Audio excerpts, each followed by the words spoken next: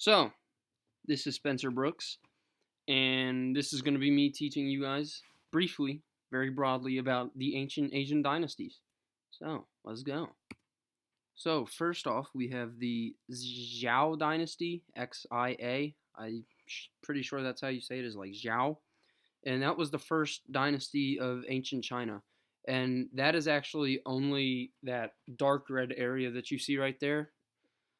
That was the territory that they held. Up next was the Shang dynasty, and they were like extremely warlike people, and they were really known for their cruelty, and they were also the first to like use writing as a way to like record thoughts and pass it on to other generations. Next, we have the Zhao dynasty, and Zhao was the dynasty that established the religions of Taoism and Confucianism. Sorry. Taoism is a religion that puts emphasis on living in harmony, as well as advocating humility. Um, Confucianism puts stress on like good behavior, loyalty, obedience. It's all about being like really good. Um, and up next we have the Eastern Han Dynasty, which you can see stretched out pretty far, even past where China's borders are now today. Um, and Eastern Han was known because they built like big parts of the Great Wall of China and helped to establish the Silk Road trade route that I'm sure you guys know about. Up next is the Tang Dynasty. Tang Dynasty was considered really like the first golden age of ancient China. I mean, they were like everything went really well for the Tang. I mean, for the most part, up until the end when they were taken over. But they were good.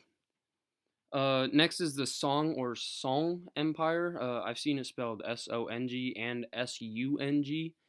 Um, but yeah.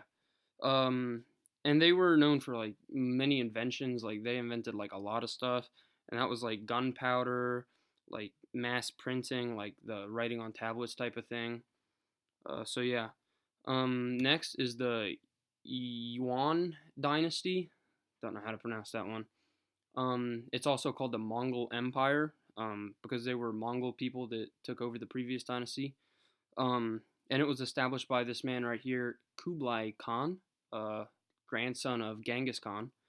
Um, and for the first time, the entire Silk Road from Asia to Europe was under the control of one person, and that's pretty substantial. Like that's ridiculous. Um,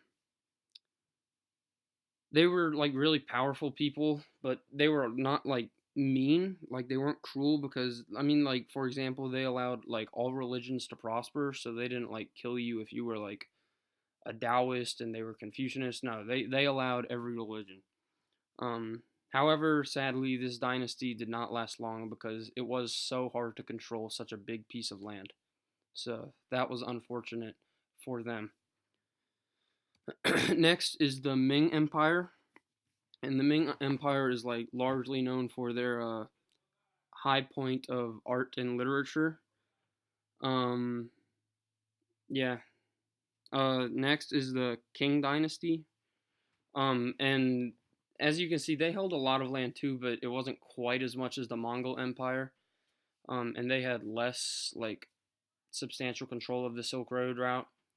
Um, but they were actually the last dynasty that China ever had, because next, uh, they were not conquered, but like taken over by the People's Republic of China, which is what China is today. So they were the last dynasty that China ever had, and that I consider like ancient, because dynasty is kind of an ancient thing in my opinion. But yeah, so yeah, cool. Bingo time. Good luck.